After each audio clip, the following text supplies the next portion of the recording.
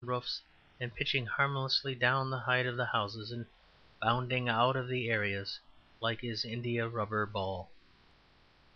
The divine lunatic in Nicholas Nickleby comes nearest his dream. I really think Dickens would rather have been that one of his characters than any of the others. With what excitement he would have struggled down the chimney! With what ecstatic energy he would have hurled the cucumbers over the garden wall! His letters exhibit even more the same incessant creative force. His letters are as creative as any of his literary creation. His shortest postcard is often as good as his ablest novel. Each one of them is spontaneous, each one of them is different. He varies even the form and shape of the letter as far as possible. Now it is in absurd French, now it is from one of his characters, now it is an advertisement for himself as a stray dog. All of them are very funny. They are not only very funny, but they are quite as funny as his finished and published work. This is the ultimately amazing thing about Dickens, the amount there is of him. He wrote at the very least 16 thick, important books packed full of original creation, and if you had burnt them all he could have written 16 more, as a man writes idle letters to a friend. In connection with this exuberant part of his nature, there is another thing to be noted if we are to make a personal picture of him. Many modern people, chiefly women, have been heard to object to the Bacchic element in the books of Dickens, that celebration of social drinking as a supreme symbol of social living, which those books share with almost all the great literature of mankind, including the New Testament. Undoubtedly there is an abnormal amount of drinking in a page of Dickens, just as there is an abnormal amount of fighting, say, in a page of Dumas.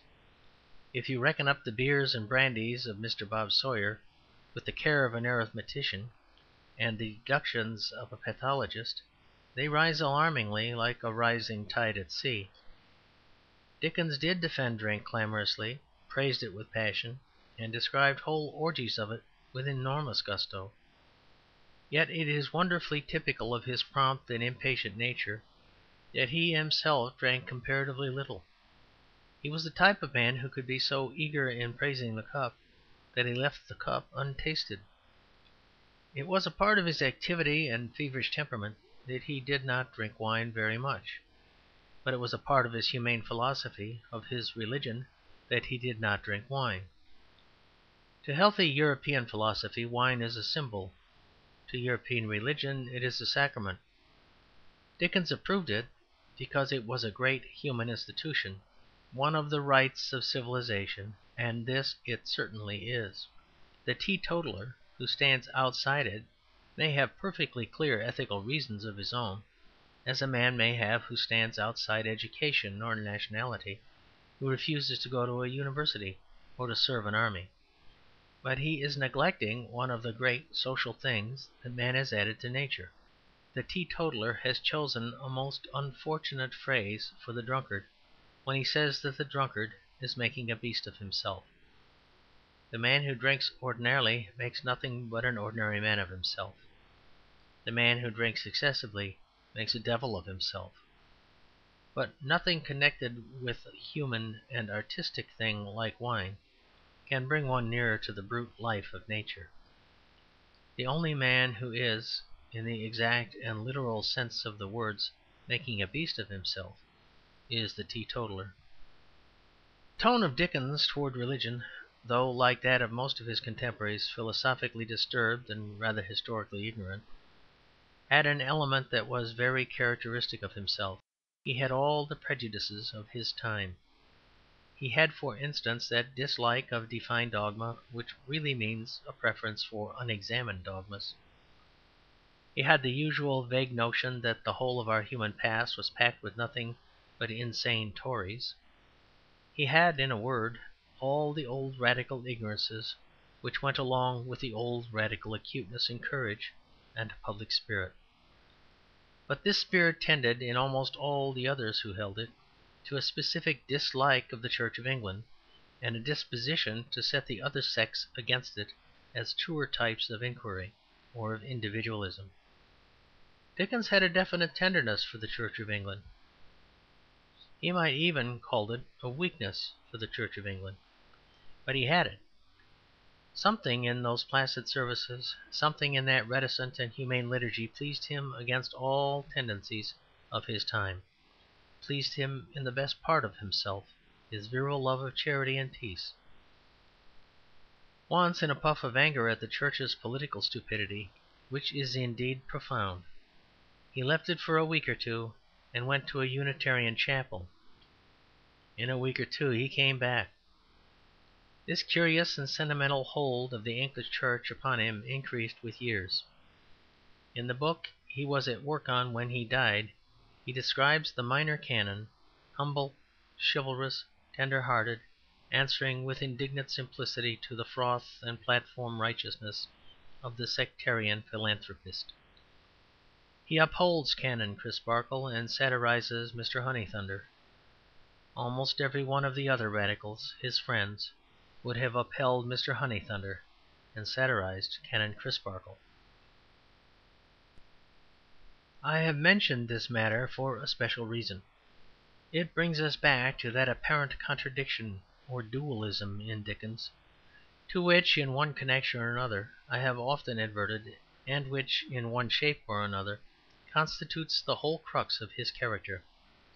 I mean the union of a general wildness approaching lunacy with a sort of secret moderation almost amounting to mediocrity.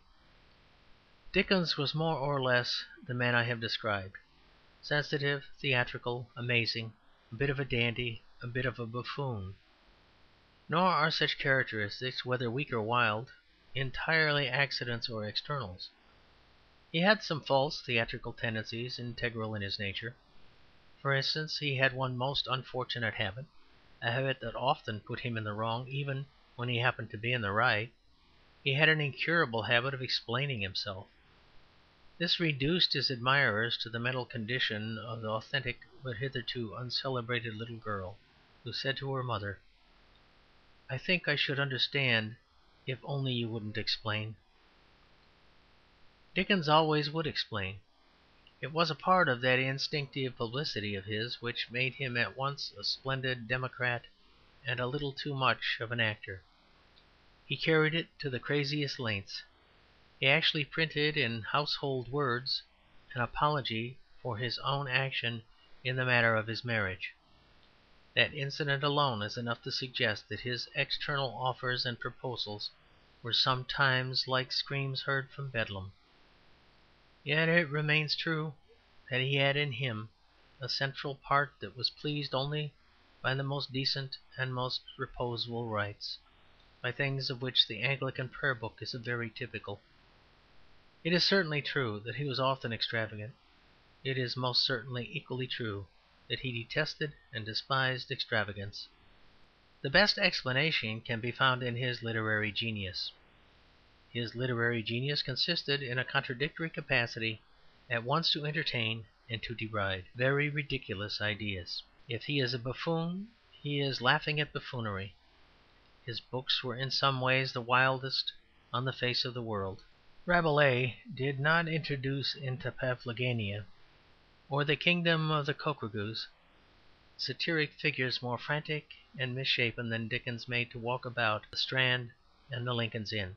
But for all that, you come in the core of him on a sudden quietude and good sense. Such, I think, was the core of Rabelais. Such were all the far-stretching and violent satirists. This is the point essential to Dickens, though very little comprehended in our current tone of thought. Dickens was an immoderate jester, but a moderate thinker. He was an immoderate jester because he was a moderate thinker. What we moderns call the wildness of his imagination was actually created by what we moderns call the tameness of his thought.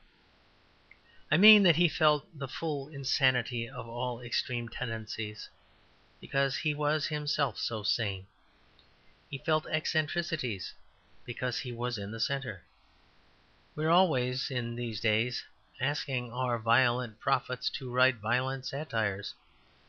But violent prophets can never possibly write violent satires. In order to write satires like that of Rabelais.